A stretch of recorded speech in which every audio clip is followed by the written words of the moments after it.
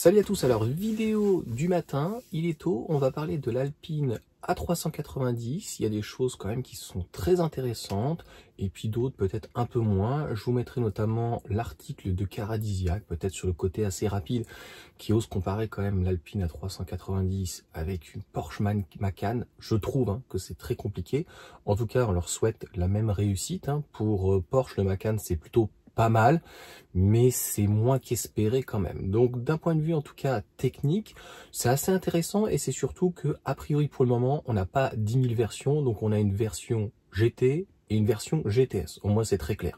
Une batterie NMC de mémoire de 89 kWh, on ne sait pas si c'est du net, si c'est du brut, donc c'est une batterie Verkor, donc qui n'a, on va dire, rien à voir de la première batterie du Scénic, puisque de mémoire c'est une batterie donc LG, toujours donc NMC qui fait 87 kWh. On a une très bonne charge, techniquement c'est vraiment intéressant au niveau des performances, donc une qui fait 400 chevaux, l'autre fait, ça y est j'ai oublié, 460, 480, je crois que c'est 470, bref, une est à dans les 4 secondes 5, l'autre est à 3 secondes 9, on va me dire, ouais c'est Johan à peu près, c'est tout par cœur depuis ce matin où j'ai regardé, il y a l'affiche à côté, si vous voulez aller voir les informations, c'est pas ça en fait qui m'intéresse. Finalement, qu'est-ce qui est intéressant, c'est qu'est-ce qu'on garde en fait du groupe Renault et qu'est-ce que on va changer en fait au niveau du groupe Alpine, et est-ce que franchement le prix à partir de 65 000 c'est intéressant et comment ça se situe. Donc moi en tant que passionné de voitures de base, comment ça se situe, est-ce que c'est plus près de Porsche, de BMW, d'une DS, et voilà, est-ce que je vais vous donner à la fin mon avis, est-ce que ça vaut le coup. Donc au niveau de l'extérieur, par rapport au prototype que j'avais vu au Mondial de l'Auto, à l'avant ça s'est un petit peu assagi, c'est discutable, vous me direz ce que vous en pensez, moi je trouve plutôt assez joli. À l'arrière c'est beaucoup mieux, donc voilà, on a plus tous ces spoilers et tout, marqué Alpine, les LED sont assez discrètes, rouge, je crois qu'il n'y a pas beaucoup de peinture, il y a un vert, un bleu, dyslexique, c'est pas possible, donc un bleu et un gris. J'invente rien, les couleurs donc bleu, c'est vraiment Alpine plutôt, et ce gris, c'est ce gris donc qui vient de Esprit Alpine. Je crois que c'est le même d'ailleurs du Scénic. Pour parler donc du Scénic, c'est le même châssis, c'est les mêmes intérieurs, c'est les mêmes infodivertissements qui sont entre guillemets empruntés de la Mégane à la base, et on a fait fusionner donc la 290 par rapport au siège, par rapport aux intégrations des endroits où on pouvait enlever notamment des plastiques, des clips de partout, etc. Et pour le reste en fait c'est inchangé, c'est inchangé encore une fois par rapport à la 290 qui reprend vraiment moteur Renault, châssis Renault, etc., etc. Là, il y a quand même beaucoup de choses de changer. Alors, sur les puissances, sur les moteurs, c'est dommage, on n'en sait pas plus. Comment on passe de 400 chevaux à 470, là, je sais plus combien, c'est pas important. Ce qui est en fait important, c'est est-ce qu'on garde à l'avant donc le moteur rotor, le rotor bobiné, donc de 220 chevaux qui peut monter, je crois, jusqu'à 230, et donc à l'arrière d'avoir donc deux moteurs. Pareil, au niveau du comportement routier, on attend quelque chose de très intéressant. C'est vrai que si on compare d'un point de vue européen, notamment chez BMW, ils sont un peu largués. On est à 4,62 m, c'est vraiment tout de mémoire, calme-toi. Le Scénic c'est 4,47 m, donc on est beaucoup plus long. Le coffre est pas mal au niveau de la taille. Malheureusement, il n'y a pas de tablette, on verra bien ce que ça va donner, etc. Et comme je vous dis, il y a très peu de finition, et donc on a un véhicule qui est déjà en GT, qui est très bien donc fourni. 65 000 €, c'est plus cher donc tout ce qui est EQB, X2, mais c'est beaucoup mieux. Les deux autres sont certes aussi en 4 roues motrices, il y a je crois 200 chevaux à l'avant, 100 chevaux à l'arrière, parce que pareil c'est très compliqué, ils ne communiquent pas sur les puissances avant-arrière, c'est 313 de mémoire en totalité, ils sont à 5 secondes 6.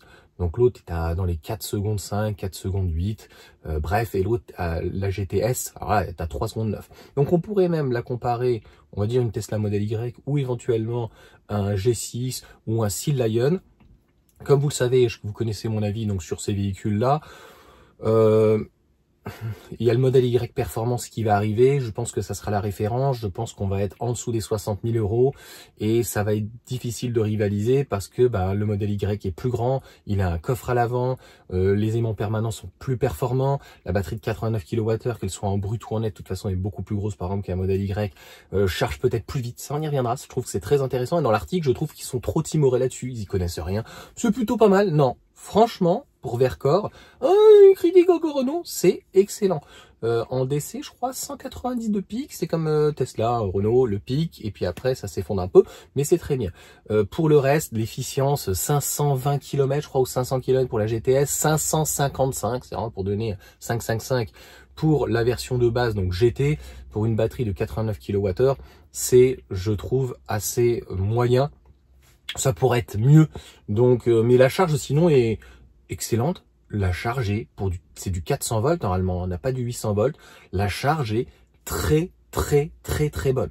Bravo, je vais vraiment y revenir pour insister sur les points que je trouve négatifs et les points qui sont positifs. Si on compare par exemple à une DS8, numéro 8, Stellantis est complètement largué. C'est catastrophique. Hein, on est sur des 320, 370 chevaux. On a le Jeep par exemple Compass. On a des performances qui sont moins bien. On est aux alentours des 6 secondes. Pareil pour le 3008, etc.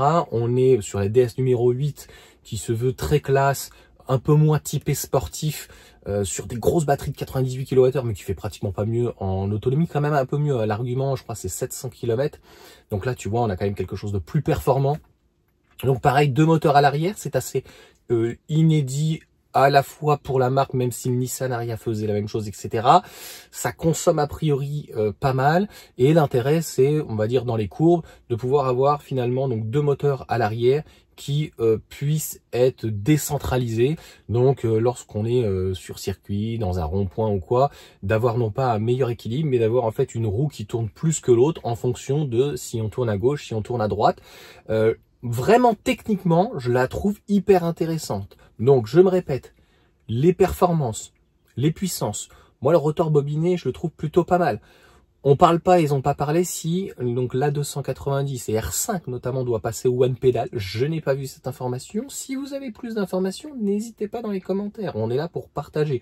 Moi, j'ai plus envie de parler de ma première sensation sans l'avoir vue, mais en ayant les fiches techniques, etc. et les caractéristiques, je trouve que c'est très intéressant. Voilà, 3 secondes 9, c'est très bien. A priori, un bon comportement, une bonne batterie, et elle est donnée à moins de 25 minutes, donc un 1080. Donc a priori pas d'architecture 800 volts, et on pourra pas comparer donc avec Porsche. Notamment ça va être vraiment très compliqué parce que le Porsche, donc il est beaucoup plus grand, il fait 4,78 m, il a une architecture 800 volts, il va être beaucoup plus cher, mais on est chez Porsche, on a un petit front coquet, on a peut-être un peu plus de place, mais le coffre est pas plus grand mais un peu plus habitable, et on est chez Porsche. Je suis désolé. Donc voilà, c'est comparé entre la 110 qui est très bien, qui est peut-être un côté un peu plus sportif, mais non, le positionnement rapport qualité-prix est intéressant. 65 000, je crois, soit à partir de, entre guillemets, 76 000 € pour la GTS. Il va falloir peut-être rajouter quelques petites options, donc on arrive quand même à 80 000 €. Il y a, je pense, de la clientèle en France et en Europe. Je pense que ailleurs, ça sera plus compliqué parce que je vous l'ai dit, au niveau des propositions donc chinoises ou Tesla, c'est pratiquement mieux partout. Donc le G6 sera peut-être en performance, donc un petit peu plus pâteau. Donc on est beaucoup moins cher, hein, de mémoire on est à 52 000. Hein. Donc quelqu'un qui voudra en fait entre guillemets se la péter avec des performances de 4 secondes, pareil donc pour la Seal Lion, eh bien il prendra ceci et il sera à 10 à 20 000 € de moins. Mais à mon sens on pourra pas comparer parce que je pense que le toucher et le plaisir, et voilà Dieppe et Renault Sport, Alpine, voilà ils savent faire. Et en termes de charge, encore une fois, je trouve que c'est le point extrêmement positif. Vraiment 25 minutes 10,80, je suis choqué. Oh, il fallait s'attendre à 30-35 minutes par rapport pareil à la R5. Les charges sont pas terribles du tout. C'est plutôt pas mal, ils disent. Non, la charge, bravo, elle est excellente. Donc si le comportement routier est aussi excellent, les performances sont bonnes. Donc ils pourront pas rivaliser avec, on va dire, ces deux constructeurs. Il y aura peut-être MG qui arrivera aussi avec une MG S5 en X-Power, aux alentours pareil, hein, des 400, 435, peut-être même 470. Cette plateforme, c'est la même que le Seabuster. Donc en gros, ils peuvent même monter jusqu'à 470, peut-être même 500. On est pareil dans les... Là, on est à 3 secondes 8, on sera aussi pareil. Là où ça va malheureusement plier le game, c'est que le comportement routier est quand même très bon de ce véhicule. C'est plus entre guillemets une traction, ça se comporte un peu comme un modèle Y. D'ailleurs, la 390, 2 tonnes 100 et des bananes, plus de 2 tonnes, c'est quand même très lourd pour une batterie NMC. Donc je trouve qu'elle manque uniquement d'autonomie et la batterie est assez grosse. Donc en fait, c'est l'efficience au niveau du poids. Pour le reste, sinon, c'est très bon. Et donc pour revenir à la MG S5, on sait qu'elle est à 40 590 ou 41 000. Donc en gros, la MG4 X-Power, on a 2-3 000 euros d'écart finalement entre une MG4 et une MG S5 EV. Donc 3-4 000.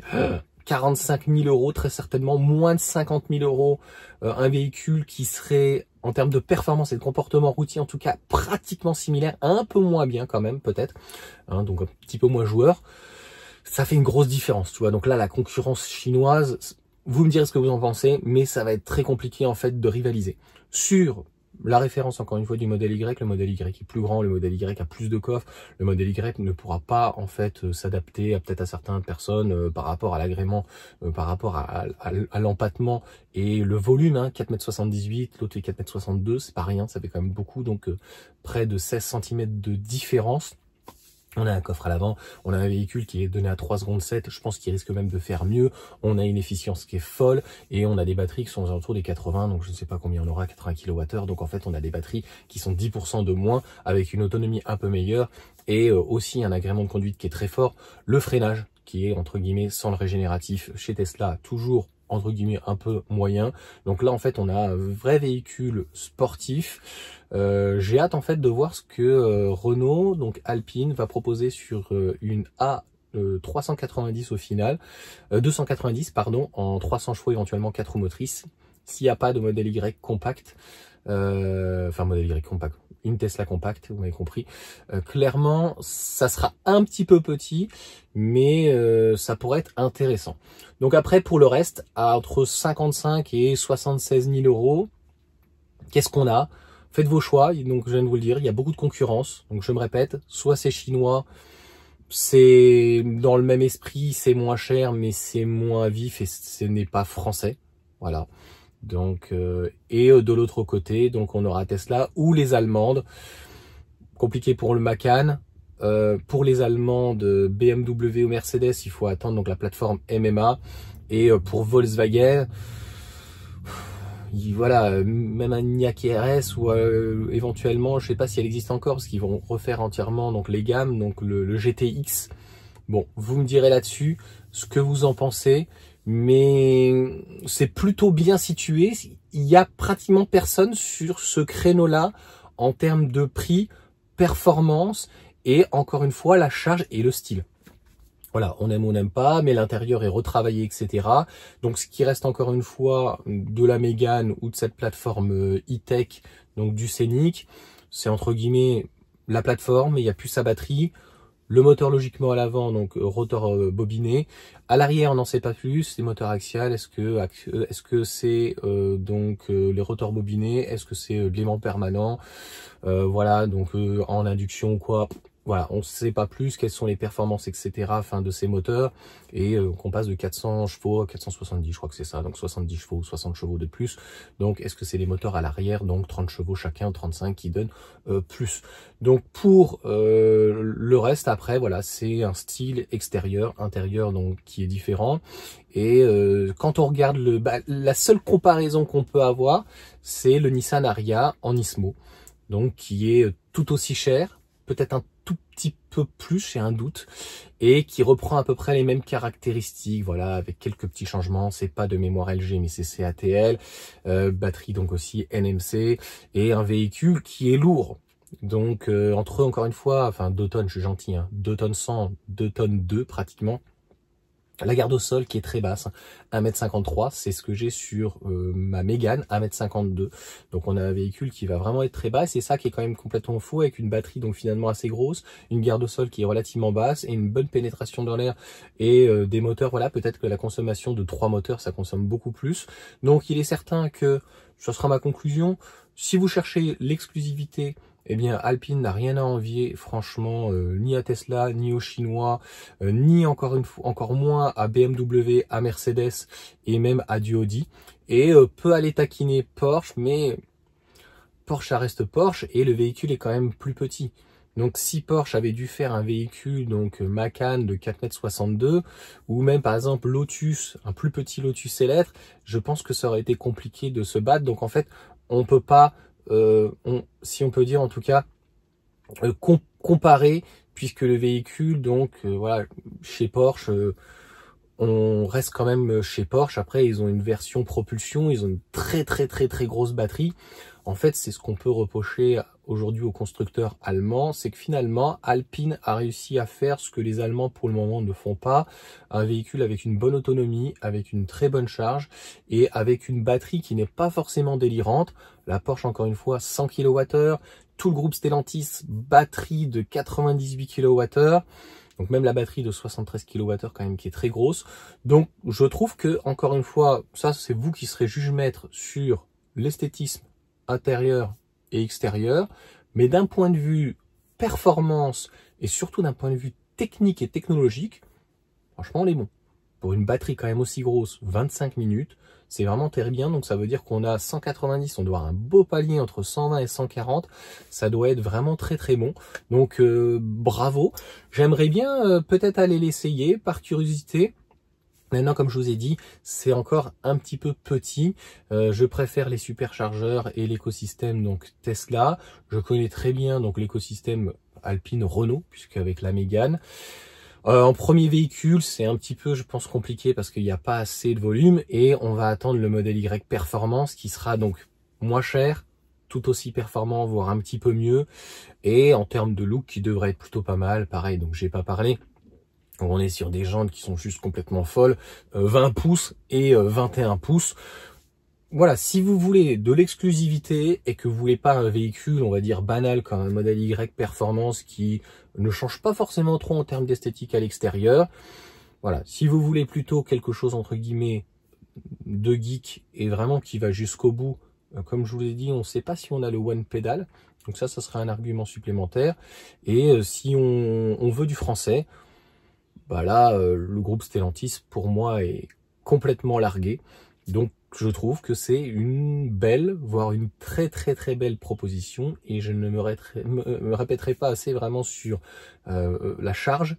C'est ce qui manque à la 290 et la R5, c'est-à-dire on sait qu'il va y avoir une réorganisation du pack, peut-être avec une batterie aux alentours des, peut-être qui va dépasser les 52-54, donc peut-être 56 ou 58 kWh peut-être, puisqu'on devra avoir des autonomies de 500 km, et en ayant donc qui retravaille la courbe de charge, et au lieu d'avoir des 80, des 100 ou même un 120 kW, je pense qu'un 140, 160, ça serait plutôt pas mal. Et si on arrive sur des 25 minutes, eh bien c'est très bien. C'est quand même complètement fou de se dire, je crois qu'elle est pratiquement à 28 minutes. Hein. Bah, la batterie est plus grosse et elle se recharge plus vite et elle a plus donc d'autonomie. Mais on l'a déjà dit, c'est normal, la batterie est quand même plus grosse, mais c'est pas toujours le cas. Hein. Donc ça veut dire que concrètement, il y a eu un travail quand même au niveau de la courbe, il y a eu un très gros travail qui a été fait. Je pense que c'est pas que les 190 kW de pic qui font que, je pense que au niveau du palier, ça a été relativement travaillé. Vous me direz ce que vous en pensez donc de cette proposition. J'ai du mal à finir parce qu'honnêtement, je trouve que c'est très intéressant.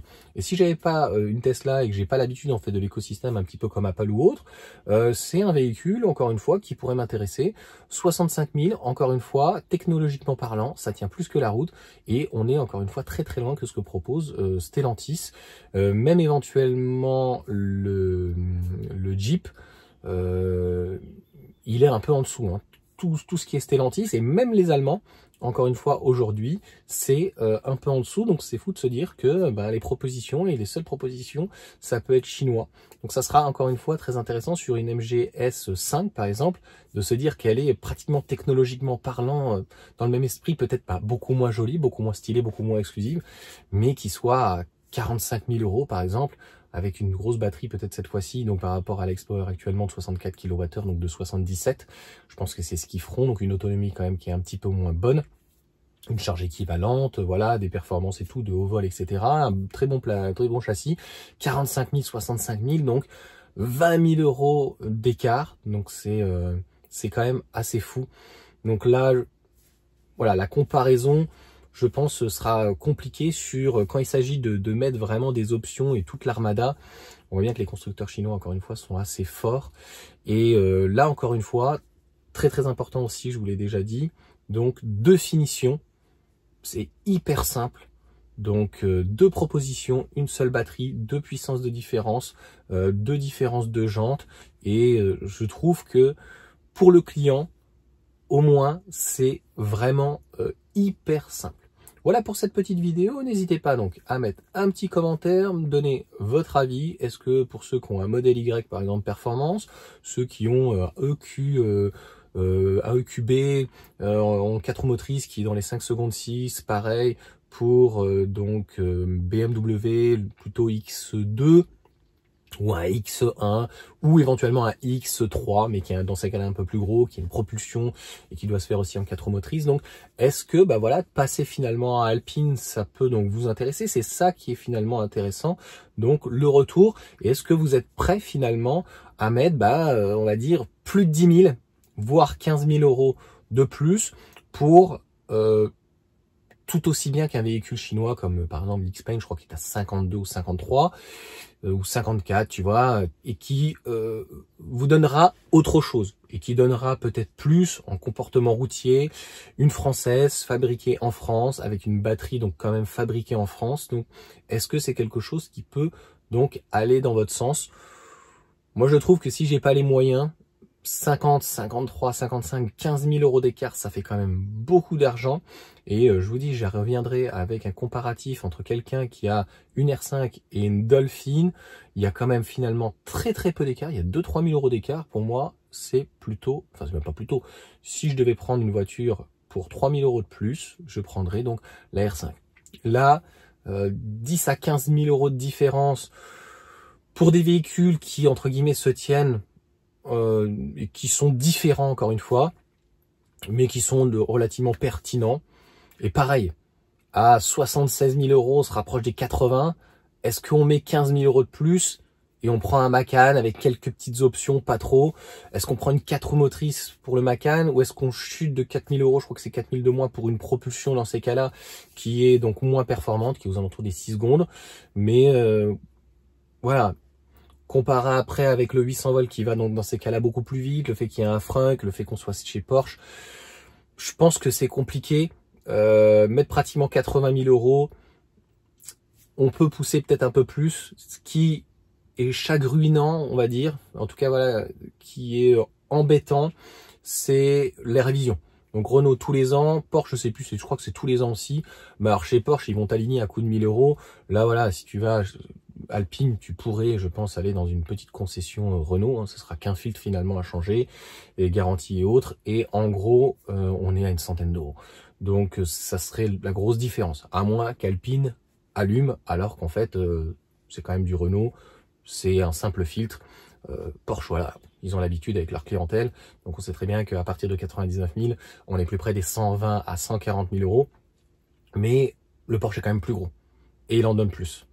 Donc c'est pour ça qu'il se vend bien et que un modèle Y est pratiquement 2 fois moins cher, mais ça reste un modèle Y.